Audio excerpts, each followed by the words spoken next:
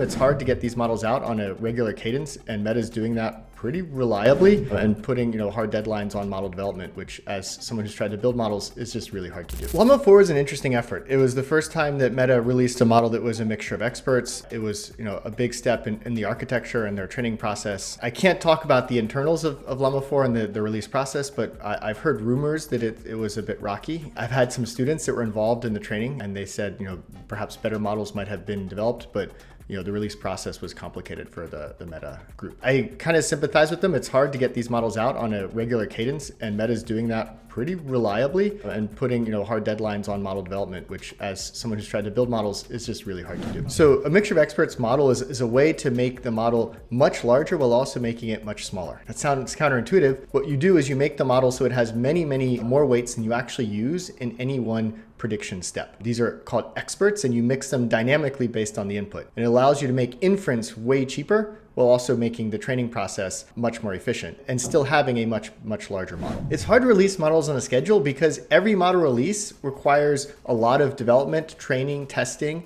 And then on top of that, you're often trying to innovate on different aspects of the model, whether or not it's the training data or the architecture. And each of these creates problems. Sometimes your gradients will diverge during training and you have to restart. And so as you're essentially doing research, it's hard to predict the exact timeline that the next release will be made. If I look at sort of the progress of these foundation model labs, they go through stages where they first try to get dense models working at small scales, medium scales, and larger scales. They innovate on their training data recipes. The details are starting to, leak out and maybe even converge, that there's sort of a basic set of training data that people are operating on. The mixes maybe vary a little bit. A lot of the innovation now is shifting to architectural changes. Interestingly, a lot of those changes are focused on making inference cheaper. So it's not just making the model more accurate, but it's allowing me to have a very big model for which I only use a small fraction at any one point in time in inference. That's the MOE. Those models are historically harder to train and maybe a little bit less stable. And so the training process maybe needs more monitoring. You might think about the curriculum a little bit more in the training process. And then the third level of innovation that we're seeing a lot of people focusing on now is post-training. And that is the RL, instruction fine-tuning, and the various recipes that are used for that.